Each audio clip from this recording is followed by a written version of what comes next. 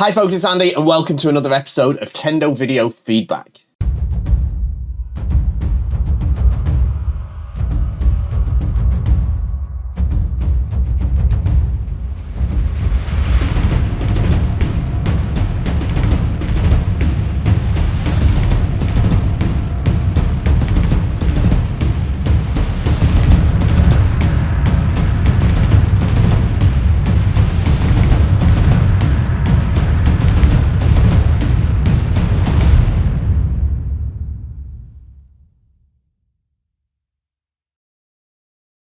Okay, today we are doing some Kendo video feedback. We've got two videos to look at today. This is a series of videos where you wonderful channel viewers send some videos into me and I give you some direct feedback and hopefully everyone can learn and benefit from the experience.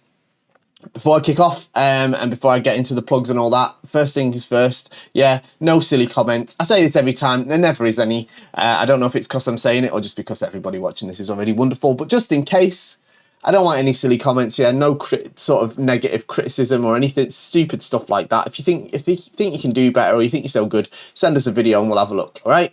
Any silly comments just get deleted straight away, so don't even start with that, okay? Thank you to these wonderful people for sending in these videos for us to learn from today. So big gratitude for that.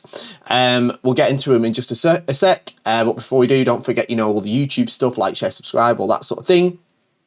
And most importantly, keep the camera rolling, keep the lights on by shopping at KendoStar.com. KendoStar.com is the most fantasticest, wonderfulest, bestest, brilliantest Kendo shop in the entire world. Now, of course, I would say that because I own the place, but everyone agrees with me. Check out the Trustpilot rating. We're one of the best websites on the internet, basically. So yeah, get to KendoStar.com for all your Kendo stuff. Win-win. Lastly, as well, you have to forgive me a little bit. I've got like some sort of, I don't know if it's my hay fever allergies going nuts on me or if it's some sort of cold or something. I don't know, but I'm a little bit blocked. So if I sound a little bit Kermit the Froggy, that's why, okay? So apologies in advance. Right, so the first one we're looking at, this is a Shiai video. It is entitled, I have no cue, cue that is, not cute, clue, good. I'm the one on the right in red. It's the first ever Shiai. So we're gonna be looking at that and giving you some feedback. So let's get it started. So in red. Okay, so first thing I'm going to say before we even get started, we get this wonderful close-up of you. Here, which is fantastic. But I want you to tie your menhimo a little bit higher. They're a little bit too low. See this bar here is slightly wider than the others. This should line up with your eyes, and the knot of the men should be about that level. All right, it's a little bit too low. Okay. So try and tie it a little bit higher.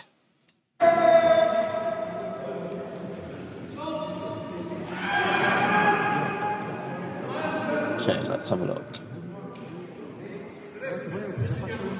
we have a court marked out on the floor? I think so. Okay, so you're on the right. Good.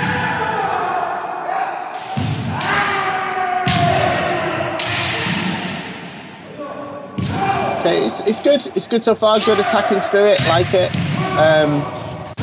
Your techniques, your right hand is doing a lot of the work still. That's why when you swing the shinai for this kode, got a very clicky, loud keyboard. Sorry about that. But when you start to swing the shinai for this kode, see how much you have to swing it because you're using your right hand to swing the shinai as opposed to using your left hand, and it'll allow you to swing the shinai less whilst also making a strike with decent impact. And because of that, you're unable to make the strike successful because the other guy can see it coming, right? Good, good. Try to keep your footwork locked in though. Yeah, try not to walk and see how your heels are a little bit flat on the ground. can you see this here? Your heel's flat on the ground there. So you're unable to really launch an effective attack here. You see how you're sort of losing balance. I talk a lot about not using Ayumi Ashi when you go backwards after Hikuwaza. I think some people sort of took that a little bit too kind of as gospel, and were like saying that you like how you know, like, oh, they heard that you should never do Ayumi Ashi or something like that. It's not quite what I meant.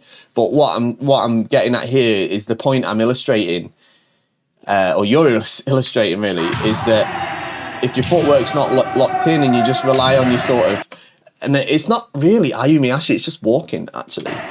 This sort of footwork here, you kind of just, you know, you don't have proper balance, so you're not able to actually engage with the opponent as you're going backwards. Yeah, you're just going backwards. So it's not, you know, it's not really effective Kendo footwork.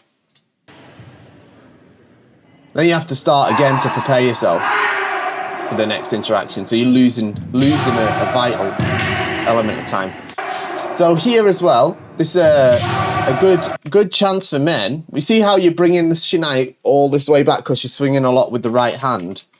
And then because you haven't really committed to the strike, you're sort of hesitant. So even though it's quite a good chance, good opportunity, you've missed him by quite a long way because you weren't really completely behind your own attack. Do you know what I mean? It's good though, good attacking spirit, like it. Relax your shoulders, look at your shoulders here. Look at your shoulders here, right? I'm throwing loads at you here, right? But this is good because this is a video, so you don't have to take it all at once, but go back and watch this video over the coming months. Oh, you know, several times, and you might pick up new things. But your shoulders are this way, all right? Instead, relax those shoulders. Stand up straight like somebody's measuring how tall you are. Yeah, not if someone says to you, right, we're going to measure your height, you're not going to go, okay, right? Yeah, right, how tall am I? That isn't how it works. Right? You stand like this, don't you? Yeah, and that's the same sort of thing you want for your kamae, okay? Just a little bit too much tension. Kumikomi needs to launch more from the left foot. Look, I think you're doing a good job though. This is your first ever shiai. You last a lot longer than I did in my first shiai. I'll tell you that.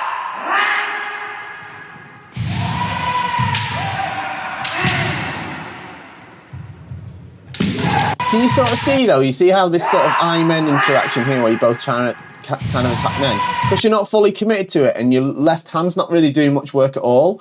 Your sort of shinai just kind of goes like this, and it's not really a strike. Even if that hit him, it's not going to be ippon, right? So I really want you to think about snapping more with the left hand. And we've really got to work on that balance with your footwork. It's common though, it's common in the early stages, you know? So don't worry, we'll get there.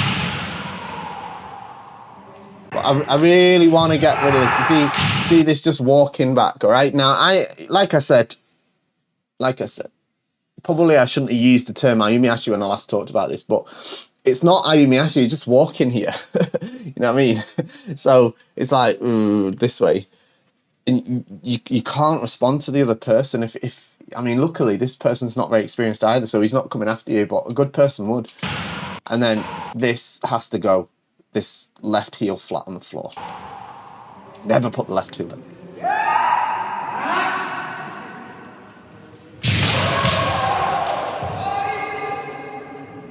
Good. Well, that was good. Good chance at kote there. Good chance at kote there. In fact, is that what they awarded you? They did. Okay, so they're being very kind. All right, let's be honest with each other. All right, they're being quite kind here to award this as kote. All right, because you kind of spoiled it after you hit it. Right, so normally, probably in a higher level match, they're not going to give this. Certainly, probably, you know, against a more experienced opponent. Great chance for Kode. Great chance. Look at that. Fantastic. Brilliant, brilliant, brilliant. And then, unfortunately, because this is just your inexperience. You will get better at this. It will come with practice and time. But because, you started out with Kode Men in mind, right? So you started this attack as Kode Men. So even though your Kode was perfectly successful, you still went for the men anyway, and it totally missed.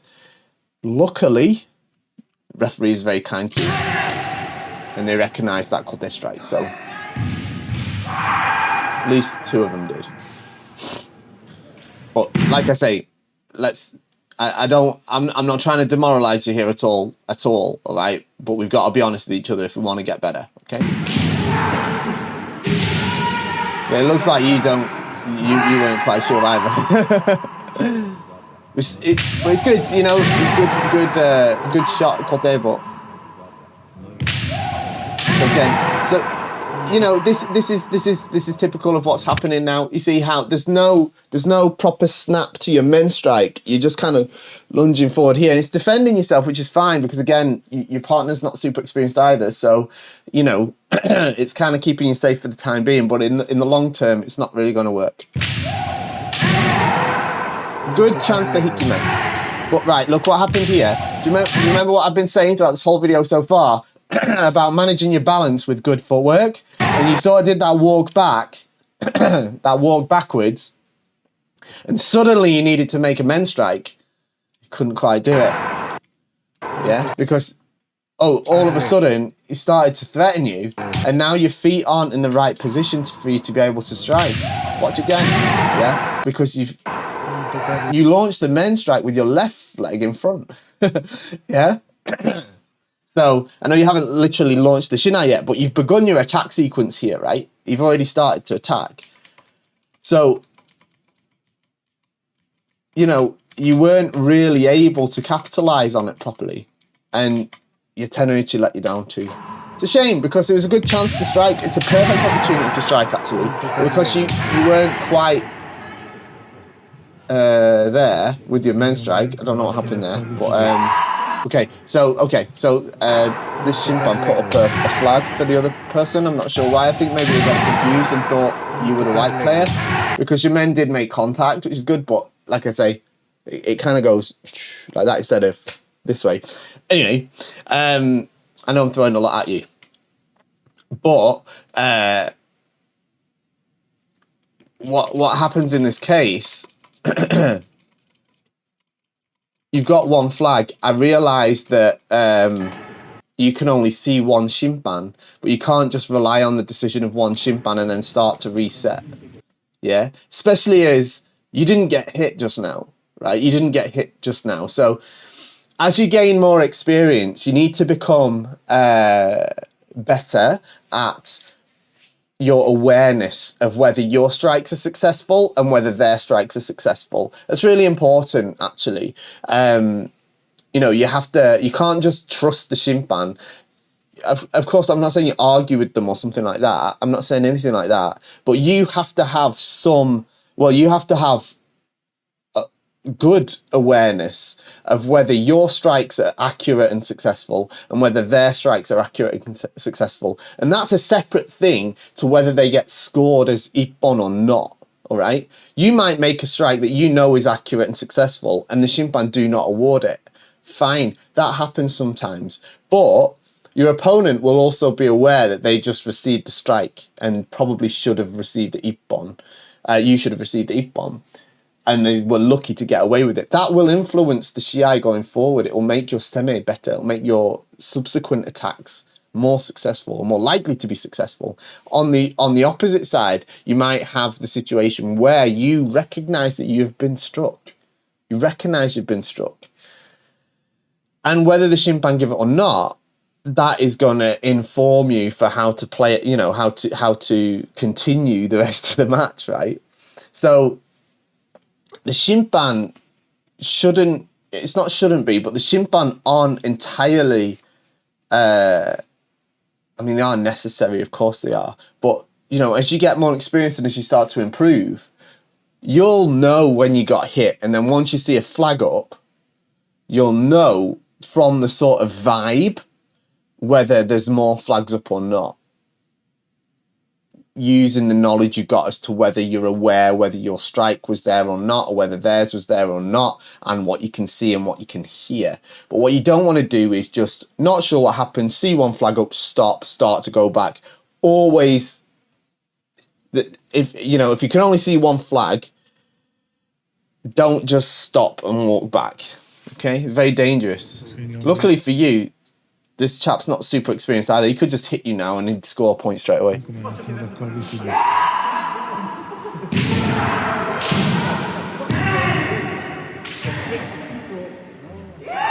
Good.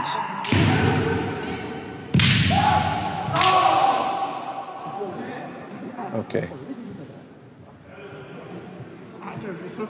I'm not sure what's going on here. Okay. Okay. So this person who sent the Shimpan, who's the Shimpan, didn't send the video, so I'm not going to critique the Shimpan protocol too much, but this isn't the correct way to conduct the Shimpan procedure. So yeah, that's probably a little bit confusing. So don't get used to that, because that's not quite how you're supposed to do it. But I think what was being signaled there was kind of the separate. I think we've got 3 separate commands there that. Okay.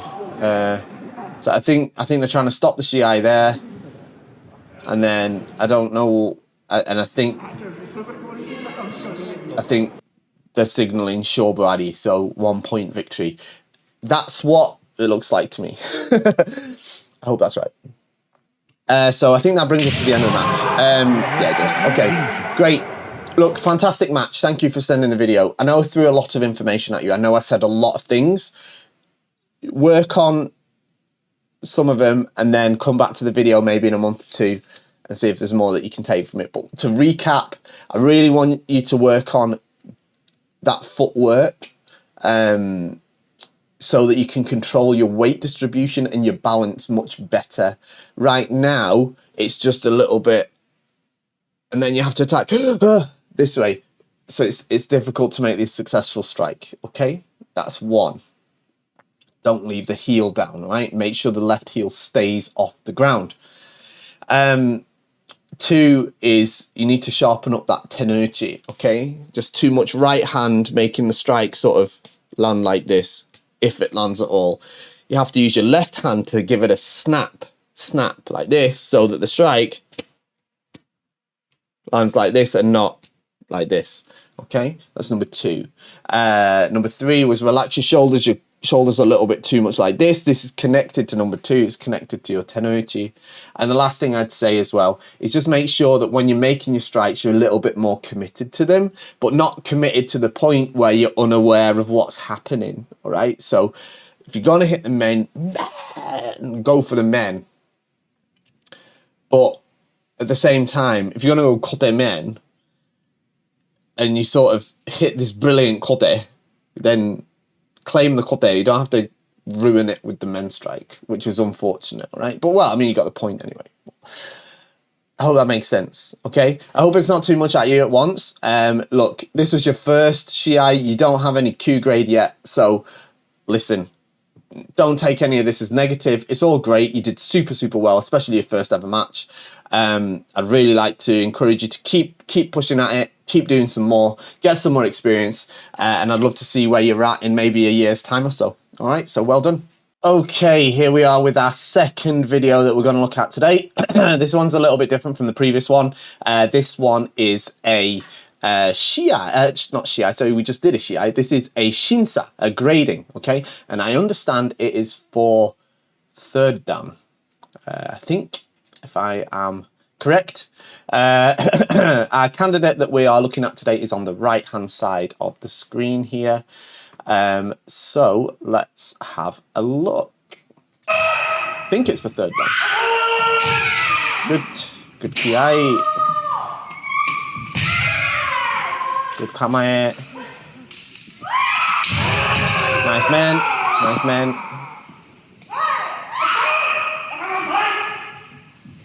believe both candidates passed this one, so that's good. Okay, good.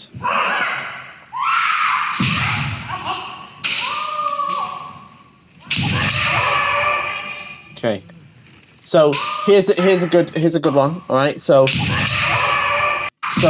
here I spoke earlier in the previous video a little bit about like awareness of what's happening, and it's not easy. Okay, but you were hoping for Men Kaishido here, yeah, and he attacked Kode, but because you were already sort of decided no matter what happens, I'm doing Men Kaishido, then even though he didn't do what you planned, he still tried to do the waza. Now, for third dan, that's totally fine. That's totally fine, right? Because they're not really looking at that sort of thing. But it does sort of point to that, you know, you weren't... How can I say? Like, I'm just imagining in my situation, right? If I'm doing Keiko, I'm just comparing it to when I'm doing Keiko now. If I'm planning to do the Men Kaishido, I'm going to try and get them to hit men. And if they don't, if they don't come for the men and they come at Kote, I'm not going to finish that Kaishido, because there's no Kote Kaishido, right? So instead, I'm going to be like, oh, he did Kote, so try to do something else instead. Obviously, I'm not going to instantly turn Men Kaishido into like Kote Kaishi Men, but I could do like the Atoichi or something like that, like strike immediately after, or immediately look for another chance, rather than sort of waste the whole interaction by trying to do a waza that I'd already had my heart set on, if that makes sense. As I say, third dance, no problem, right? But moving forward. Good. Good, but I want you to really move towards now, right? I know this is controversial. I don't know why it's controversial. But apparently it's controversial because it just doesn't seem to want to buy in. We looked at it in the last one of these that I did, right? And it's about Zanshin. It's about Zanshin. I think you know what I'm going to say. But you do this wonderful men strike, and it's good from both parties. This is a good eye men from both, all right? It's his men, really, isn't it? Let's be honest. But that's fine, because it doesn't matter. It doesn't matter if you get struck, yeah?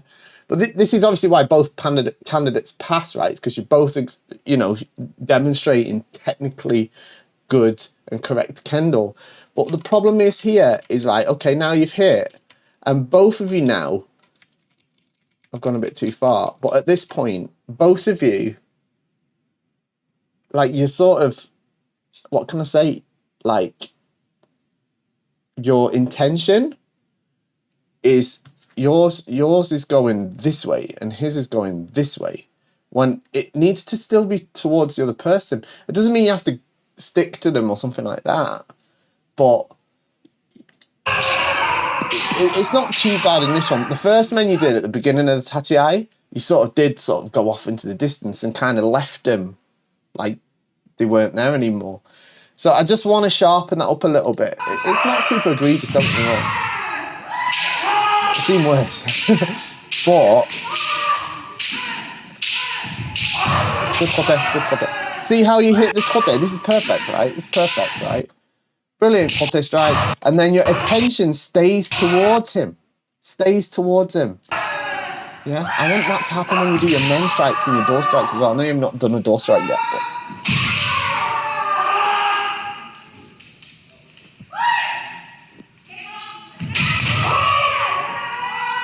Okay. See, this is fine too, right? It's okay, like, if it's like, especially like the Sandan level, it's okay, but like, okay, this didn't quite turn out how I was hoping. So you defend, that's all right. It's not like you stood there like this, right? It's not like that, but you are allowed to defend yourself.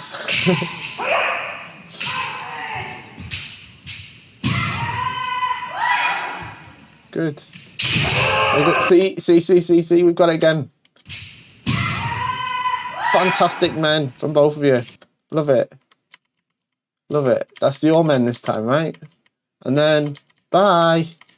Bye. Like you're going in opposite directions. Like, do you know what I'm saying? Like, I'm not trying to be critical. Right? I'm not trying to be critical. I'm trying to be like constructive. But I really want us to move on from this, like as an entire Kendo population, because as we watched last time, you know, if you go back and watch the last feedback video I did, I looked at a Japanese Sandan exam, and I know they were like high school kids or whatever, but that's not the point I'm making. The point is that their intention throughout the tachiai remains towards each other. All right, it's like there's an invisible rope that's tied between the two of them, and it tightens and slackens, but it remains intact. Yeah, it doesn't break and then start again. That link, that chain, whatever you want to call it, it remains connected between the two of them the entire time, even if sometimes it's slack and sometimes it's taut. There isn't this cut in that connection between the two, and that's what I really want to see you work on, especially as you work towards Yondan, and not just Yondan, just more successful Kendo overall. It'll help you in your Shiai as well so much. Well, look, fantastic Shinsa, right? Fantastic Shinsa. There's no way, you know, there's nobody watching that is like, oh, that one was a bit ropey. Wonder what the result is. Yeah, it's a good pass from both of you. Yeah, very good pass from both of you. I just want to lose that bit. That's the main thing, all right? But you've got a good kamae, good footwork, good striking, yeah. Just the main things. I just want to see that connection being maintained throughout the tachiai, and I want you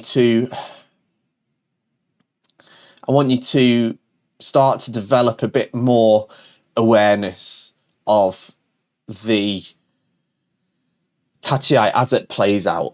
All right, so like in the last video we just looked at a moment ago, guy's got his heart set on kote men. So whatever happens, kote men, and you know, even though he hits this brilliant kote, ruins it with this sort of not good enough men strike. And you have the same thing here. Got your heart set on men kaishido, men kaishido, men kaishido, men kaishido, and then he cuts kote and you go kaishido anyway. Yeah. So I get it. I've been there. Of course I've been there, right? So again, please don't take this as me sort of bashing. But I want you to develop this awareness where if it doesn't go to plan, you're able to adapt. Yeah. Because at the minute, that's not quite what's happening. Yeah. In a grading, in a Shiai, in Jigeko, it's not always going to go to plan. Doesn't. Watch the Hachidan gradings, right? Watch the Hachidan gradings. And the guys that pass, it's not like everything goes to plan for them. It's not about whether everything just goes to plan. It's about what they can do when it doesn't go to plan as well. Yeah, as well as trying to engineer the tachiai so that most things go to plan, but when it doesn't, being able to effectively and efficiently adapt and deal with it and turn that into a new opportunity. It's not easy. Super easy to say, very difficult to do. All right, so I understand that it's easy for me to sit here and say that, but I just want you to have that idea in your mind as you move forward with your practice going forward. Okay. More importantly, that connection though. All right. People. I don't know why it's controversial when I say that. It's like, don't run off into the distance. Like, yeah, but everyone says that's what you got to do. I know they do, but they're wrong. They're wrong. How can it be Zanshin if you're just ignoring the other guy? It can't be, all right? It can't be, right? Just watch the higher level stuff. Watch the higher level stuff. It doesn't mean that, like, you'll never see a Hachidan Shinsa where they sort of have a momentary break in eye contact. Of course they do.